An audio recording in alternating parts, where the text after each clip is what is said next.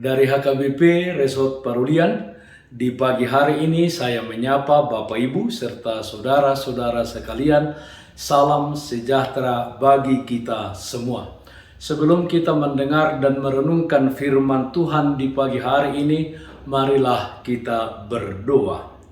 Berfirmanlah ya Tuhan, hamba-Mu siap mendengarkan dan melakukan yang sesuai dengan firman-Mu. Amin. Firman Tuhan yang menjadi sumber kekuatan dan sukacita bagi kita di dalam melaksanakan aktivitas kita satu hari ini, Selasa 19 April 2022, tertulis dalam kitab Yehezkel pasal 11 ayat 19, demikian bunyinya.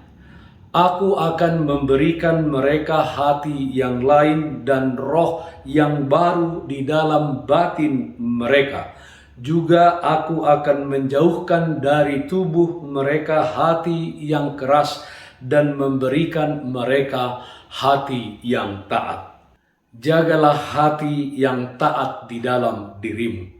Saudaraku yang terkasih dalam Kristus Yesus, bangsa Israel pada waktu Nabi Yehezkel menyampaikan firman Tuhan ini sedang berada di dalam pembuangan di Babel. Pembuangan tersebut terjadi karena mereka melanggar hukum dan perintah Tuhan. Segala apa yang diperintahkan oleh Tuhan mereka tidak indahkan di dalam kehidupannya. Di tengah-tengah umat terjadi ketidakadilan. Yang kaya semakin kaya, yang miskin semakin miskin. Dan orang-orang yang kuat di tengah-tengah bangsa itu memperlakukan yang lemah dengan tidak benar. Hukum hanya berpihak atau menjadi milik orang-orang yang kuat dan kaya.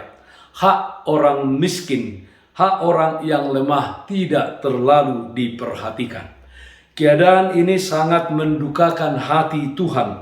Bangsa Israel sebenarnya sudah diperingatkan oleh Tuhan melalui nabinya untuk bertobat.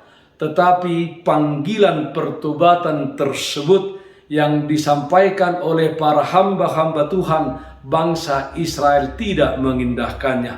Itulah sebabnya saudara-saudara, Tuhan membiarkan umatnya yang memiliki hati yang kotor, memiliki hati yang jahat, dibiarkan oleh Tuhan terbuang ke Babel.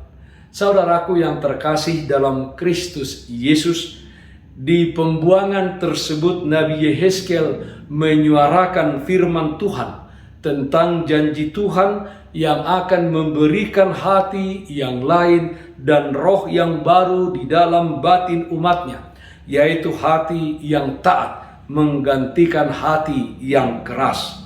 Janji pemulihan tersebut disampaikan kepada umat bertujuan untuk menenteramkan dan menghibur umat yang hidupnya tidak bahagia karena mereka hidup jauh dari tanah pusaka mereka, yaitu Yerusalem.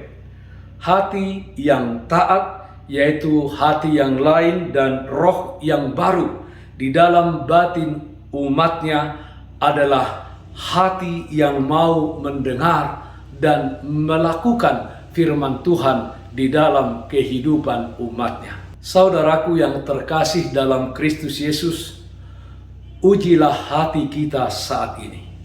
Apakah kita memiliki hati yang taat akan firman Tuhan? Atau sebaliknya kita memiliki hati yang keras, yang selalu melakukan apa yang tidak sesuai dengan firman Tuhan di dalam hidup ini. Jangan merasa aman dengan dosa-dosa yang kita lakukan saat ini. Meskipun hal tersebut sepertinya memberikan kenyamanan kepada kita. Ingatlah bahwa hal tersebut hanya sementara.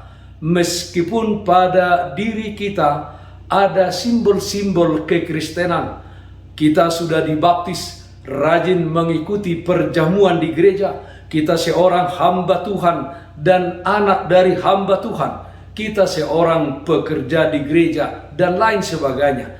Ingatlah saudara-saudaraku, bahwa simbol itu tidak ada artinya di hadapan Tuhan.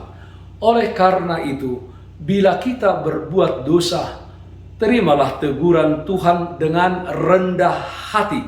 Bahkan bila kita harus menerima hukuman Tuhan atas dosa-dosa kita, ingatlah bahwa kuasa dan kedaulatannya sanggup mengubah dan menyucikan hati kita. Puji Tuhan, melalui kematian Tuhan Yesus di kayu salib dan melalui kebangkitannya dari antara orang mati, setiap kita yang percaya, Tuhan memberikan kepada kita roh dan hati yang baru. Dengan roh dan hati yang baru, maka kita bisa taat dan setia melakukan kehendak Allah di dalam kehidupan ini. Jagalah hati yang taat di dalam dirimu. Amin. Mari kita nyanyikan buku Ende 453 ayat 4, Sada goar na muli.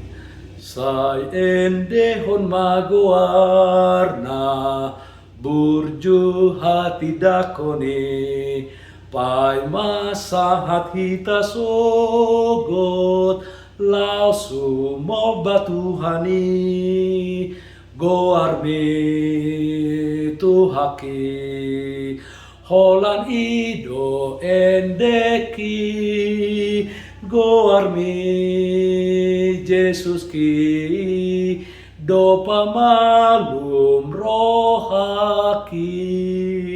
Marilah kita berdoa. Terpujilah namamu ya Allah Bapa dalam surga atas kasih karunia Tuhan dan penyertaan-Mu di dalam kehidupan kami.